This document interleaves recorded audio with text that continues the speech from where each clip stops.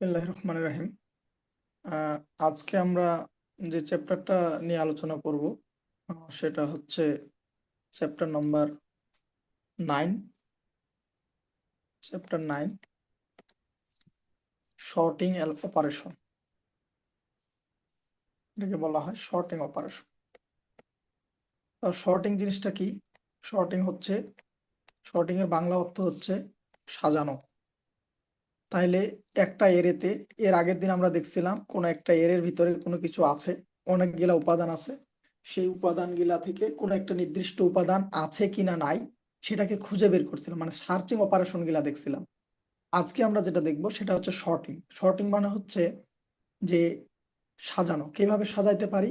সেই সাজানোটা দুই ধরনের হতে পারে। একটা হচ্ছে এরকম ছোট থেকে বড় আকারে সাজানো, ছোট থেকে বড় এভাবেও সাজাতে পারেন, অথবা বড় থেকে ছোট, যেভাবে হোক না কেন ক্রমানুসারে এই দুই ভাবে আমরা সাজাইতে পারি।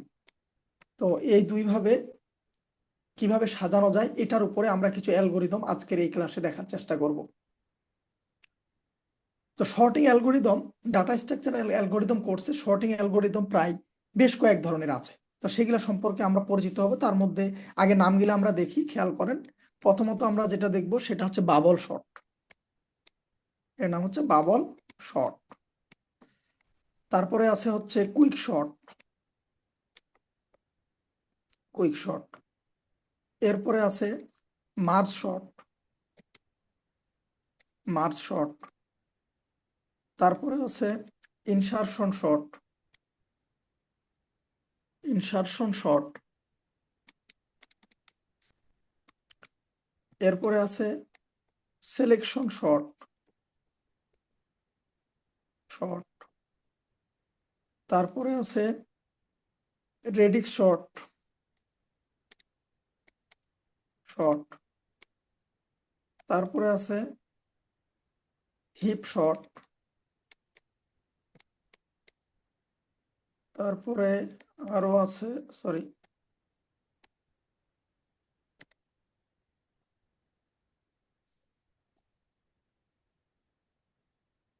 রেডিক্স লিখছি, ইনসারশন লিখছি, সিলেকশন লিখছি,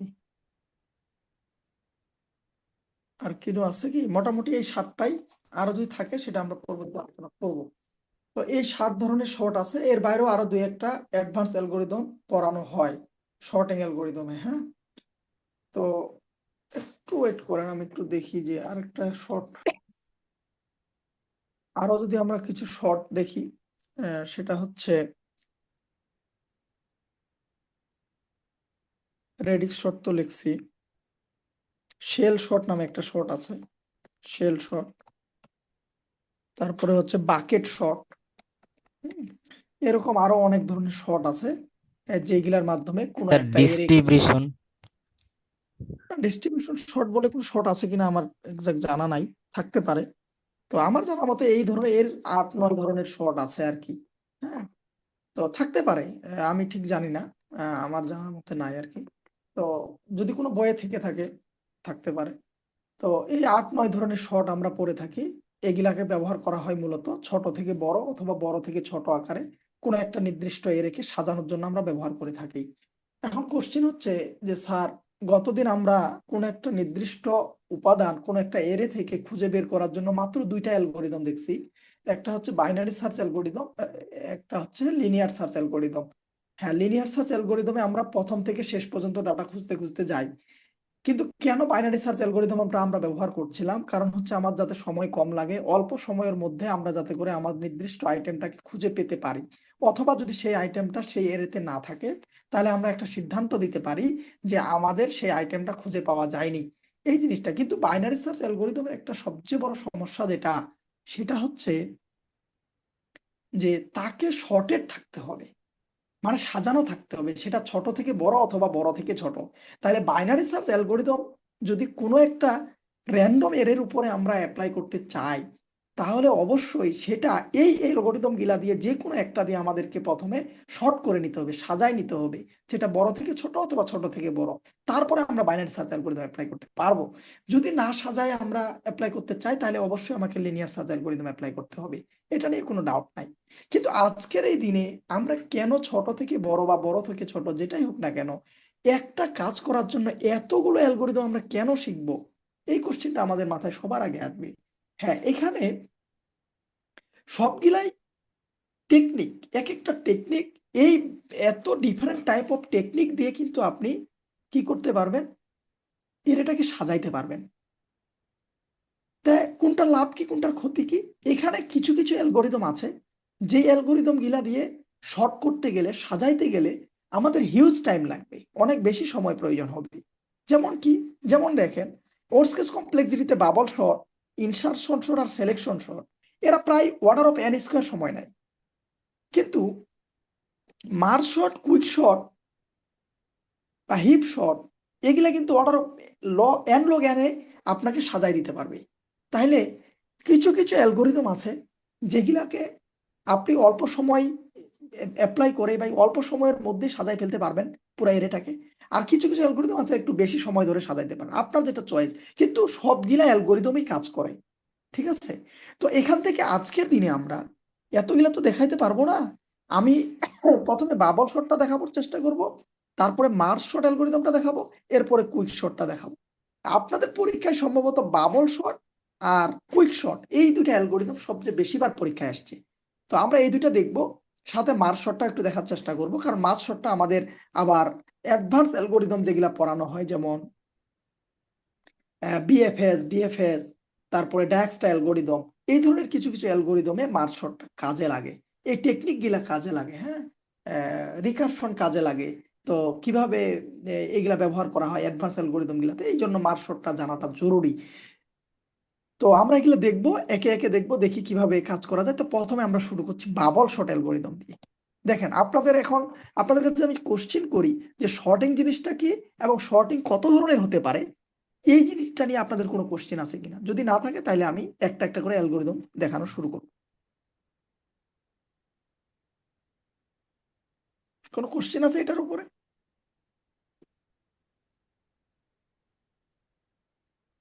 নাই? ওকে। না স্যার, শুরু করে দেন।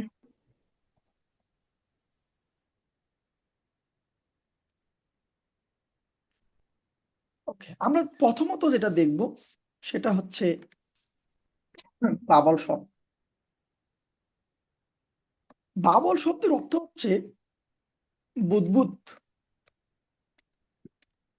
মনে করেন আপনারা যখন কোনো পাতিলের মধ্যে ভাত রান্না করেন, তখন দেখেন পাতিলের নিচের তলানির, এটা যদি একটা পাতিল হয়, রাইস কুকারের পাতিল হয় এটা, হ্যাঁ, এই পাতিলের নিচের দিকে যে দানাগিলা থাকে, ভাতের দানাগিলা, এই দানাগিলা কি হয়, তাপের কারণে, এখানে যদি আমরা তাপ দিই, এখানে যদি আমরা তাপ দিই পাতিলটাতে, হিট দিই, তাহলে দেখা যাবে নিচের দানাগিলা উপরের দিকে চলে যায় বুদবুদ আকারে, আবার উপরের গিলা নিচের দিকে চলে আসে। এই যে টেকনিকটা, এই টেকনিকের আইডিয়া থেকেই ওরা কি করছে, সবচেয়ে বড়টা অথবা সবচেয়ে ছোটটা যদি বড়, ছোট থেকে বড় আকারে সাজাইতে চান, তাহলে প্রথম ধাপে সবচেয়ে বড়টা কি করবে, একবারে এটার শেষ মাথায় পৌঁছে যাবে। আর যদি বড় থেকে ছোট আকারে সাজাইতে চান, তাহলে সবচেয়ে ছোটটা সবার শেষে অটোমেটিক পৌঁছে যাবে। এইভাবে এই টেকনিকের মাধ্যমে, যেমন নিচেরটা উপরে উঠে উপরেরটা নিচে চলে যায়, এই টেকনিকের মাধ্যমে তারা কি করবে, আহ, একটা নির্দিষ্ট আইটেমকে প্রতি ধাপে, প্রথম ধাপেই সবার সবচেয়ে বড়টা যদি ছোট থেকে বড় আকারে সাজায়, সবচেয়ে বড়টা শেষে চলে যাবে, তারপরে তারপরেরটা যাবে, এভাবে আস্তে আস্তে আস্তে আস্তে শেষের দিকে থেকে সাজাইতে সাজাইতে সামনের দিকে আসবে। এটাই হচ্ছে বাবল শর্ট অ্যালগোরিদমের টেকনিক। তো কিভাবে কাজটা হয় এটা আমরা একটু এক্সাম্পলের মাধ্যমে দেখার চেষ্টা করি। এটা বুঝলাম। এবার আসেন একটা এক্সাম্পল আমরা নিলাম, সেই এক্সাম্পলটা হচ্ছে এরকম।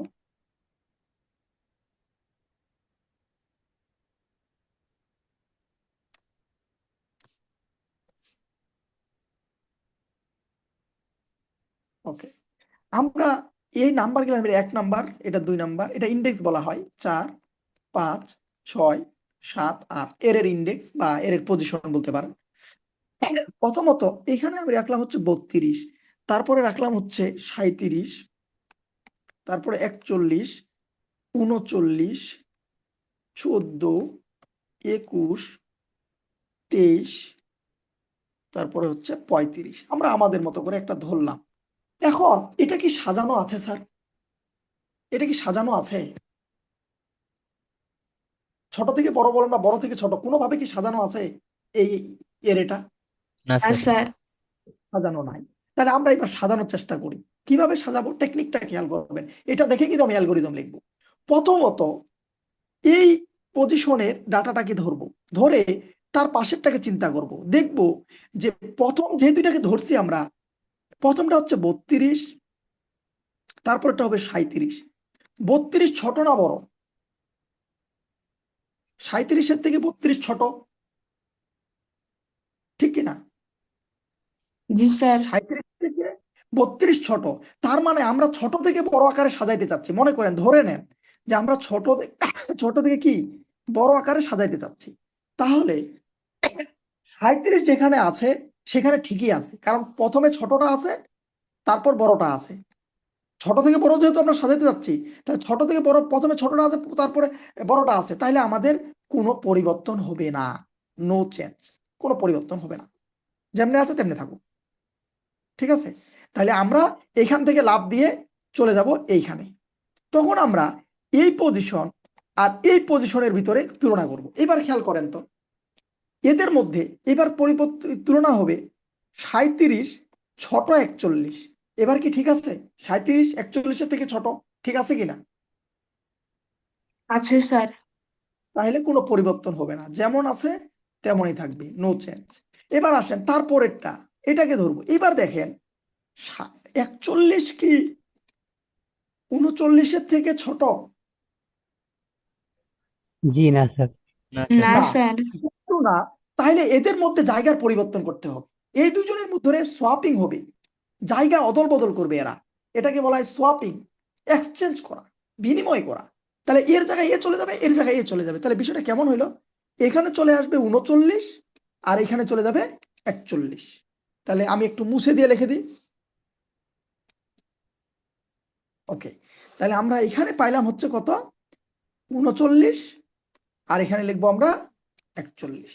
লেখার পর আমরা এখানে ছিলাম, এই দুইজনের কাছে ছিলাম কিনা? 39 আর 41-এর কাছে। এখন চেঞ্জ করে এরপরে যাব তারপরের জনের কাছে। এবার দেখেন, এটা 41, এটা 14।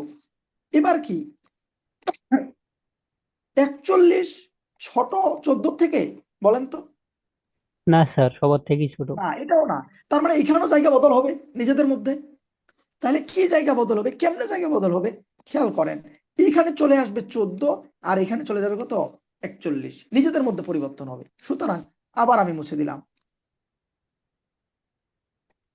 এখানে আসবে 41 আর এখানে যাবে 14। আমরা ছিলাম এইখানে আর এইখানে। এবার আসেন তারপরেরটা।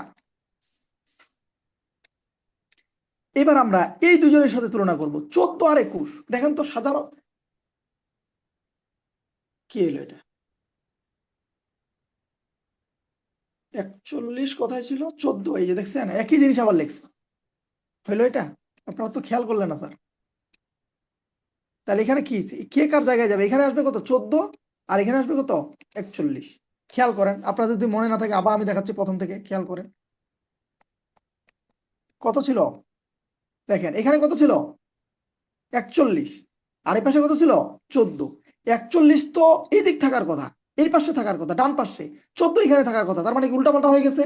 তাহলে এই যে 14টা চলে যাবে এইখানে, আর 41টা চলে যাবে কোথায়? এই পাশে।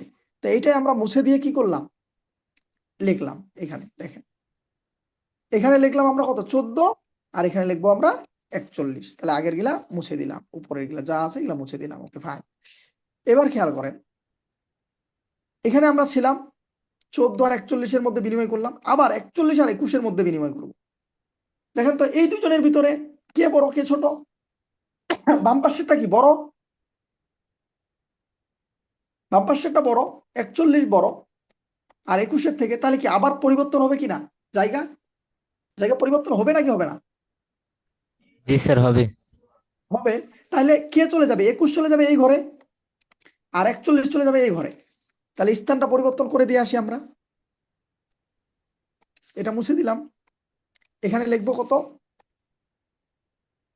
21, আর এটা মুছে দিয়ে এখানে লিখবো কত, 41। ওকে, মুছলাম। এবার দেখেন,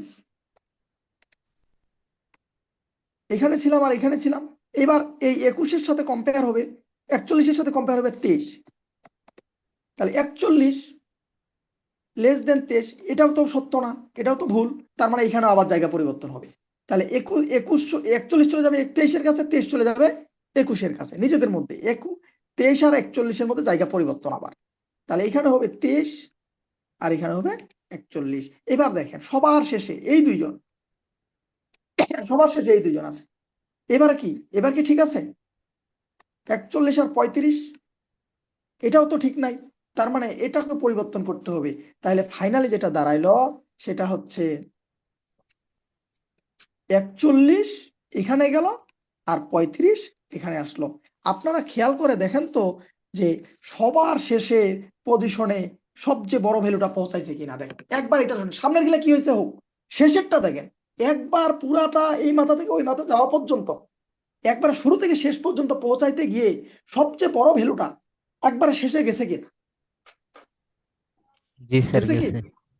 তাইলে আমাদের শর্টিং এর কাজ শুরু হয়ে গেছে। সেম কাজ আবার শুরু করব প্রথম থেকে শেষের আগ পর্যন্ত। মানে কি, 1 থেকে স্টার্ট করে 7 পর্যন্ত আবার আমরা একই কাজ করব এইগুলার মধ্যে সাজানোর জন্য। সেম কাজ। আমি কি বুঝাইতে পারতেছি আপনাদেরকে? এতটুকু বুঝছেন?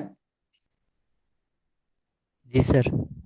ওকে, তাহলে আমরা একটু দেখি ওই ভ্যালু গুলা আমরা একটু মিলাইতে পারি কিনা। এগুলা মুছে দিলাম, নিচের গুলা আবার প্রথম থেকে শুরু করতে হবে।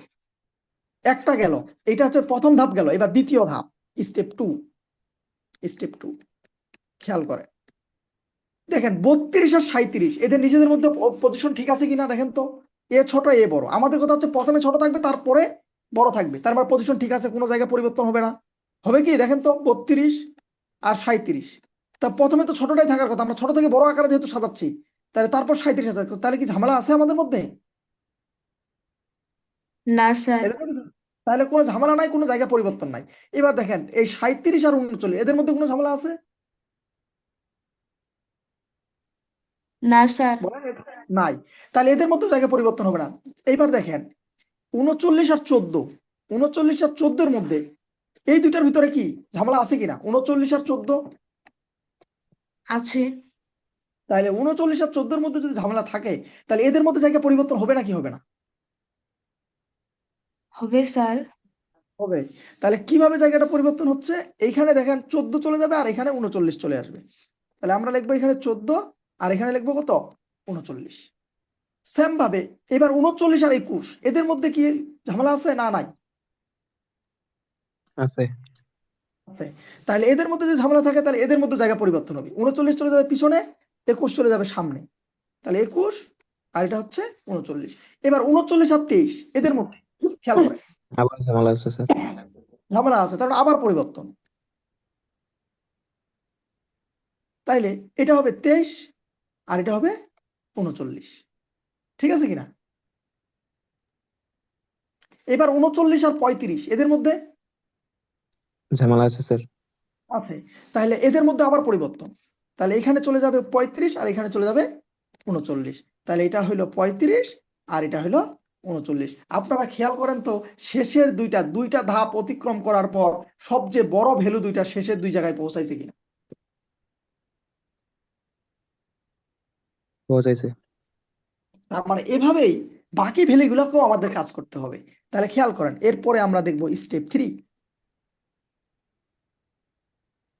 এরপরের কাজ হচ্ছে আমাদের স্টেপ 3। ওকে, 32 আর 37 লিখে রাখি, সমস্যা। এটা কত ছিল, 32 আর এটা হচ্ছিল 37। এখন দেখেন আবার প্রথম থেকে স্টার্ট করেন। 32 আর 37-এর মধ্যে কোনো ঝামেলা আছে? না স্যার। না। 37 আর 14-এর মধ্যে কোনো ঝামেলা আছে? জি স্যার।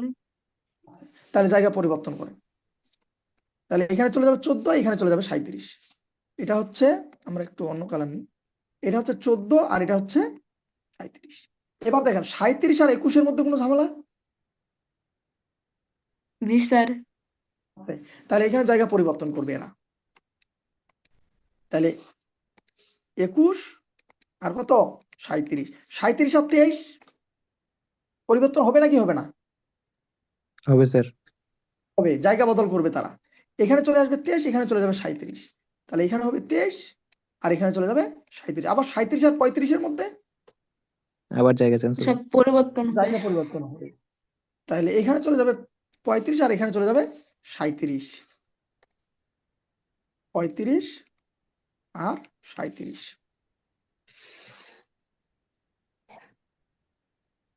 ঠিক আছে, এবার দেখুন 37 আর 39, আর এদিক তো যাওয়ার দরকার না, আমরা তো 37 পর্যন্ত পৌঁছাবো।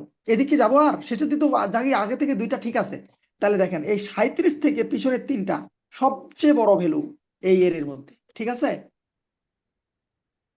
জি স্যার। ঠিক আছে। এবার আবার 1 থেকে 5-এর ভিতরে আবার আপনাকে তুলনা করতে হবে। 1 থেকে 5-এর ভিতরে স্টেপ 4। স্টেপ 4। এইভাবে একটা একটা করে খুঁজে বের করতে হবে আমাদের ভ্যালুগুলাকে। খেয়াল করেন স্যার, 32 আর 14 পরিবর্তন হবে নাকি হবে না? হবে স্যার। হবে হবে। স্যার। তাহলে হবে, তাহলে আমরা এখানে 14 দিলাম, এখানে কত দিব? 14, 32 আর এখানে হবে 32। তাহলে 32 আর 21-এর মধ্যে চেঞ্জ হবে স্যার। চেঞ্জ হবে। 32 আর 21-এর মধ্যে যদি পরিবর্তন হয় তাহলে এখানে চলে যাবে 21 আর এখানে চলে যাবে কত 32। আবার 32 আর 23-এর ভিতরে সব চেঞ্জ হবে পরিবর্তন স্যার। হবে। হবে। তাহলে এখানে চলে যাবে 23, এখানে চলে যাবে 32। 23 আর এখানে চলে যাবে 32। 32 আর 35-এর ভিতরে না স্যার, চেঞ্জ হবে না। হবে না স্যার, চেঞ্জ। হবে না। তার মানে ঠিক আছে, এই যে 35 পর্যন্ত এই চারটা ঠিকঠাক হয়ে গেছে, এদিকে আর কোনো সমস্যা নাই। আবার প্রথম থেকে স্টার্ট করতে হবে।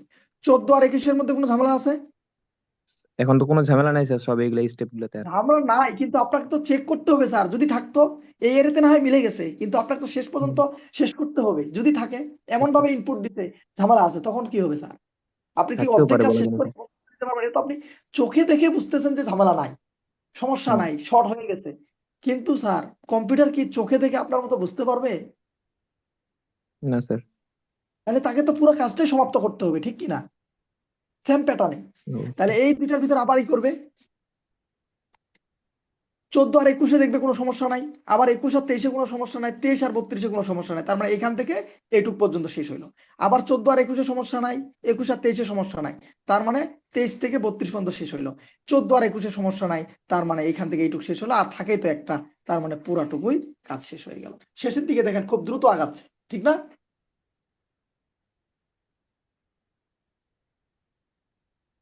বুঝছেন কি? জি স্যার। বুঝছি স্যার। ওকে। এইভাবে এখন আমি তো না হয়, আমার কাছে ইরেজার আছে বিধায় আমি না হয় মুছতেছি, লিখতেছি, আবার মুছতেছি, আবার লিখতেছি। পরীক্ষার হলে কি আপনি এভাবে মুছতে পারবেন আর লিখতে পারবেন? না স্যার, স্যার আমারও প্রশ্ন, এটা ব্যাখ্যা কিভাবে দিব স্যার? হ্যাঁ, ব্যাখ্যা কিভাবে দিবেন? আপনাকে প্রত্যেকটা জিনিস, ওই যে আমি প্রথম ধাপটার ক্ষেত্রে খেয়াল করছেন কি, প্রথম ধাপটার ক্ষেত্রে আমি প্রতিটাই কিন্তু লিখছি স্যার। বাংলায় মুখে বলতেছি, বাংলা কথাগুলো কিন্তু লিখতেছি না, যে এইটা এটা থেকে ছোট, তার মানে এদের মধ্যে জায়গা রাজস্থান পরিবর্তন হবে, জায়গা বদল হবে। হ্যাঁ, এ ওর জায়গায় যাবে, ও এর জায়গায় যাবে, এই কথাগুলো আপনারা লিখবেন। আপনারা এখন দেখেন আপনাদের যাদের কাছে নতুন বই আছে, নতুন বইয়ের 149 নাম্বার পৃষ্ঠার উদাহরণ 1, এটা একটু দেখেন। উদাহরণ 1, এই প্রবলেমটা দেখেন বুঝি কিনা। ওখানে যেভাবে আছে আপনাকে সেভাবে লিখতে হবে। আপনারা একটু দেখেন, আপনাদের সময় হচ্ছে 2 মিনিট। ওকে, আপনারা দেখেন বইয়ের ভিতরে 5-2, 5-3 আমরা যেগুলাকে স্টেপ বলছিলাম সেগুলা একটা ছক আকারে দেয়া আছে। আমার মনে হয় আপনারা বাংলা কথা ব্যবহারের থেকে ছক আকারে দিলে আমার মনে হয় সুবিধা হয়। তাইলে কি হবে, খুব সহজে আপনি এটা শেষ করতে পারবেন। এভাবে যদি কোশ্চেন পরীক্ষায় আসে তাহলে আপনাকে ছক আকারে দিয়ে এভাবে ফাইনালি 5 নাম্বার 5 মানে পঞ্চম পাশে গিয়ে আপনার দেখেন যে এর এটা একবারে ছোট থেকে বড় আকারে সাজানো হয়েছে। এখন দেখেন স্যার, যদি কোশ্চিনটা উল্টাই বলতো যে বড় থেকে ছোট আকারে সাজান, তাহলে এখানে যেটা করতেছিলাম যে আগেরটা মনে করেন যে প্রথমটা আছে 14, আগেরটা আছে মনে করেন যে 21, তাহলে পরিবর্তন করতেছিলাম না। কিন্তু যদি বড় থেকে ছোট আকারে থাকতো তখন আমরা পরিবর্তন করতাম। আর যদি এমন থাকে যে 35 আর এখানে মনে করেন যে 23 এরকম ছিল, তখন আমরা পরিবর্তন করতেছিলাম। আর এই সময় যখন বড় থেকে ছোট আকারে সাজাবে তখন আমরা এটার ক্ষেত্রে পরিবর্তন করব না, মানে পুরোটাই ছোট থেকে বড় আকারের উল্টা এভাবে কাজ করবে। এটা হচ্ছে উদাহরণ 2। এটাও দেখতে পারেন, এই দুইটার যে কোনো একটা পরীক্ষায় আসছিল এর আগের বার, আপনারা এই দুইটা একটু দেখবেন। হ্যাঁ, এটা দেখতে থাকেন। আমি এখন এই কনসেপ্টটার উপরে, বাবল শটের উপরে যদি অ্যালগোরিদম পরীক্ষায় আসে সেটা আমরা কিভাবে লিখবো সেই অ্যালগোরিদমটা লেখার চেষ্টা করছি। আপনাদের কি কোনো কোশ্চেন আছে? যদি থাকে বলেন, নাহলে আমার কাছে 7 মিনিটের মতো সময় আছে, আমরা একটু অ্যালগোরিদমটা দেখবো। স্যার, যে ছকগুলাতে যে বৃত্তগুলো ভরাট করছে এইগুলা কি সবগুলাতে একই নিয়মে ভরাট করা লাগবে? হ্যাঁ, একই না, ওই যে যেখানে আমরা ধরে ধরে করতেছিলাম না 23 আর 32-এর মধ্যে কোনো সমস্যা আছে কিনা, জায়গা পরিবর্তন হবে কিনা, ওখানে তো ওইটাই বুঝাচ্ছে তারা। দুইটা দেখেন, প্রত্যেক সারিতে দুইটা করে গোল আছে, দুইটার বেশি গোল কিন্তু নাই স্যার কোনোটাতেই, জি দেখেন। স্যার। ঠিক আছে, তারপর ওই দুইটার ভিতরে তুলনা হচ্ছে জায়গা পরিবর্তন হবে নাকি হবে না। যদি হয় তাহলে পরের ধাপে গেছে দেখেন জায়গা পরিবর্তন হয়ে গেছে, আর যদি না হয় তাহলে পরের ধাপে পরিবর্তন হয়নি, তার জায়গা ঠিকই আছে। বুঝতে পারছি। কিন্তু এক্ষেত্রে পাস 2-তে বা পাস 3-তে, পাস 4-এ, পাস 5-এ আপনি এটা লিখতে পারেন, কিন্তু পাস 1-এ কিন্তু এটা লিখতে পারবেন না স্যার। কারণ পাস 1-এ যদি ছক দিয়ে শুরু করেন তাহলে আপনি কিভাবে পরিবর্তন করছেন এটার তো কোনো ব্যাখ্যা আমরা পাবো না। তো ওই কারণে দেখেন যে ওই পাস 1-এ ওরা কিন্তু ব্যাখ্যা দিয়ে দিয়ে দেখাইছে যে এই দুইটার ভিতরে ছোট হইলে আমরা পরিবর্তন করতেছি না। হ্যাঁ, আগেরটা ছোট পরেরটা বড় হইলে পরিবর্তন করছি না, পরেরটা বড় আগেরটা, পরেরটা ছোট আগেরটা বড় হইলে জায়গা পরিবর্তন করতেছে। এটা কিন্তু পাস 1-এ খুব সুন্দরভাবে ব্যাখ্যা করে দেখাইছে। অনুরূপ ভাবে নিচের গিলাসে ব্যাখ্যা ছাড়াই কিন্তু দেখাইছে, কারণ যদি ব্যাখ্যা দিতে যায় এই কোশ্চেন অ্যান্সার অনেক করতে আপনার 1 ঘন্টা চলে যাবে। অনেক সময় লাগবে। জি স্যার, বুঝছি স্যার। ঠিক আছে, কিন্তু একটা পাস আপনাকে ব্যাখ্যা সবাই দেখাইতে হবে স্যার, কিন্তু নিচের পাস গিলা আপনি তখন ছক আকারে দেখাইতে পারবেন। বুঝাতে পারছি কি? জি স্যার, বুঝছি। ওকে, আর কারো কোনো কোশ্চেন আছে স্যার, জিজ্ঞাসা আছে এই বিষয়ে? তো তার মানে 5-1 থেকে 5-5 পর্যন্ত হুবহু সম্পূর্ণ একই লিখতে হবে। না, আমি তো এটা বলিনি স্যার। পাস 1-এর ক্ষেত্রে আপনাকে ব্যাখ্যা সহ লিখতে হবে, যেমন ওই যে এটা থেকে ছোট ছোট হলে জায়গা পরিবর্তন হবে নাকি হবে না, এগুলা লিখতে হবে। দেখেন পাস 1-এর ক্ষেত্রে বইয়ে দেখেন, বইটা কি আছে আপনার কাছে? জি স্যার, বই দেখতেছি স্যার। বই হুম, প্রথমটাতে ব্যাখ্যা দিব আর বাকি তিনগুলাতে চিত্র দেবো। স্যার, এখানে জি তো জি। সবগুলাই A to Z লিখতে হবে। হ্যাঁ, একটু তো একটু মাস লিখতে হবে, কিন্তু বাংলা কথা গিলা বাকি পাস গিলাতে লেখার দরকার নাই স্যার, এটা বলছি। জি স্যার, ওটা বুঝতে পারছি। Okay, তাহলে দেখেন আমাদের কাছে যতটুকু সময় আছে আমরা একটু কভার করার চেষ্টা করি অ্যালগোরিদমটাকে, তাইলে আমাদের জন্য সহজ হবে, নাহলে আবার এটা মুছতে যাইতে পারে। বুঝছেন? আমাদের কাছে যতটুকু সময় আছে আমরা ততটুকু সময়ের মধ্যে একটু কভার করার চেষ্টা করি। খেয়াল করেন স্যার, আমরা অ্যালগোরিদমটা লিখছি। Algorithm। প্রথমত প্রথমত আমরা যাই কাজটা যে করতেছি সব সময় আমরা প্রত্যেকটা ধাপ শুরু করছি 1 নাম্বার থেকে, ঠিক কিনা? শুরু করছি কিনা? 1 নাম্বার ধাপ থেকে শুরু করছি কিনা দেখেন। প্রথম থেকে শুরু হচ্ছে প্রথম, প্রতিটা। হ্যাঁ রাইট। পরেরটাও দেখেন প্রথম থেকে শুরু করছে তার আগে পর্যন্ত যাচ্ছে, তারপরেরটা দেখেন প্রথম থেকে শুরু করছে তার আগ পর্যন্ত, এভাবে আগাচ্ছে কিনা? সবসময় একটা করে কমতে আছে। কমতে আছে। কিন্তু প্রথম ধাপে আমরা কি একবারে শেষ মাথা পর্যন্ত গেছিলাম? শেষ মাথা পর্যন্ত যাওয়ার তো প্রয়োজন নাই, কারণ আমরা শুরু থেকে স্টার্ট করে 1 ধাপ আগে গিয়ে কাজ শেষ করতে পারি। কারণ 1 ধাপ আগে গেলেই তো এর পরেরটার সাথে এটা তুলনা হয়েই যাচ্ছে, ঠিক কিনা? অটোমেটিক্যালি তুলনা হয়ে যাচ্ছে। ঠিক আছে, তাহলে আমরা এখানে লিখবো কে ইজ ইকুয়াল বা আই ইজ ইকুয়াল, যেটাই হোক না কেন, কে ইজ ইকুয়াল 1 থেকে n-1 পর্যন্ত। n-1 মানে বোঝাচ্ছে এখানে n এর মান হচ্ছে 8, তাহলে আমরা যাব 7 পর্যন্ত। তাহলে n-1 পর্যন্ত গিয়ে, হ্যাঁ, k to 1 পর্যন্ত step 2, step 2 and step 3 repeat হবে। রিপিট মানে বারবার আসবে। হ্যাঁ, রিপিট হবে বা পুনরাবৃত্তি হবে, আপনি বাংলায়ও লিখতে পারেন, কোনো সমস্যা নাই। তাহলে স্টেপ 2-তে গিয়ে আমরা কি কাজ করছিলাম খেয়াল করেন। প্রথমত প্রত্যেক একটা আই ধরছিলাম বা পয়েন্টার ধরছিলাম, যেটা দিয়ে আমরা কি করি এটার সাথে এটা, এটার সাথে এটা, এটার সাথে এটা, এইভাবে তুলনা করে করে আগাচ্ছিলাম। এক এক করে আগাচ্ছিলাম না, প্রথমে এটা, তারপরে এটা, তারপরে এটা, এভাবে আগাচ্ছিলাম। তাহলে আমরা কি করব, এরকম একটা পয়েন্টার নিব। এই পয়েন্টারের মান সব সময় আমরা কি করব, 1 নির্ধারণ করব। পয়েন্টারের মান কি করব, এক নির্ধারণ করবো বা ফিক্স করবো, সবসময় 1 থেকে স্টার্ট হবে সে। দেন এটা কতক্ষণ পর্যন্ত চলবে? যতক্ষণ পর্যন্ত স্টেপ 3-তে গিয়ে আমরা বলবো হোয়াইল পয়েন্টারের মানটা চলবে less than or equal n minus k পর্যন্ত। মনে করেন প্রথমবার একটা কম করবা, কে এর মান যখন পরে আবার বাড়বে তখন কি 2টা কম তুমি চেক করবা। কে এর মান যখন 3 হবে তখন 3টা কম চেক করবা। যখন n মান 4 হবে তখন 4টা কম চেক করবা। এই জন্য n মাইনাস কে পর্যন্ত চালাইছি। এই লাইনটা কি বুঝতে পারছি n মাইনাস কে কেন ব্যবহার করতেছি আমরা? চেক, এটা কি বুঝছি? রেসপন্স করতে হবে স্যার। জি স্যার। জি স্যার, বুঝছি স্যার। তাইলে এটা এতক্ষণ পর্যন্ত চলবে। এখানে আমরা চেক করব তখন ইফ, মনে করেন আপনি কিভাবে চেক করতেছেন যে এই ভ্যালুটা যদি পয়েন্টার ধরে থাকে তাহলে এর পরের ভ্যালুটা কি পয়েন্টার প্লাস 1, ঠিক কিনা? স্যার তাহলে আমরা বলছি যে ইফ ডাটা অফ পয়েন্টার যদি কি হয়, ছোট হয়, হ্যাঁ ছোট না, সরি আমরা তো ভুল বলছি, যদি বড় হয় data off pointer plus 1 PTR plus 1, তাহলে কি হবে? দেন সোয়াপ মানে পরস্পর জায়গা বদল করবে কারা কারা? Data of PTR and data of PTR plus 1, এই দুইজনের মধ্যে জায়গা বদল হবে। এটা বুঝছে কিনা দেখেন, খেয়াল করেন।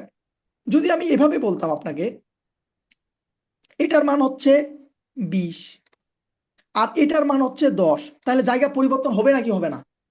হবে স্যার। হবে। এই জন্যই বলছি যদি এই প্রথম এই যে পয়েন্টার যাকে ধরে আছে তার পরের ভ্যালুটা যদি তার থেকে ছোট হয়ে যায় তাহলে তুমি সোয়াপ করো, জায়গা বদল করে দাও এদের মধ্যে। আর যদি না হয় তাহলে কি জায়গা বদল করব? না স্যার। না। জায়গা বদল হোক আর না হোক, যেটাই হোক না কেন, তাহলে কি অটোমেটিক পয়েন্টারটাকে এক ঘর সামনে সরাইতে হবে? হবে কি হবে না? হইলেও হবে, না হইলেও হবে, সরাইতে হবে কিনা একটা কাজ শেষ করার পর। হবে স্যার। এই কারণে এখানে লিখবো পয়েন্টার ইকুয়াল, হ্যাঁ পয়েন্টার প্লাস 1, ঠিক আছে। দেন আমরা বলবো এই লুপটা শেষ হবে। এরপরে আমরা যেটা করব এখানে স্টেপ 4-এ যাই লিখবো, এখানে জায়গা নাই, এখানে লিখতেছি স্টেপ 4-এ গিয়ে আমরা কি করব অ্যালগোরিদমটা স্টপ করব বা ইন করব। এই হচ্ছে অ্যালগোরিদম, সিম্পল অ্যালগোরিদম বাবল শটের, এইভাবেই কাজ হচ্ছে। দেখেন এটা বুঝি কিনা, এটা আপনাদের বইয়ে দেয়া আছে। যদি বলতো বড় থেকে ছোট আকারে সাজান তাহলে এই চিহ্নটা শুধু পরিবর্তন হয়ে যেত স্যার। বড় থেকে ছোট হলে চিহ্নটা এরকম হবে আর ছোট থেকে বড় হলে চিহ্নটা এরকম হবে, এটাই শুধু পার্থক্য। এটা হয়তো এই চিহ্নটা আসবে বড় থেকে ছোট যদি বলে, বড় থেকে ছোটর ক্ষেত্রে, ঠিক আছে। আর এই চিহ্নটা ব্যবহার করতে হবে ছোট থেকে বড়র ক্ষেত্রে। দুইভাবে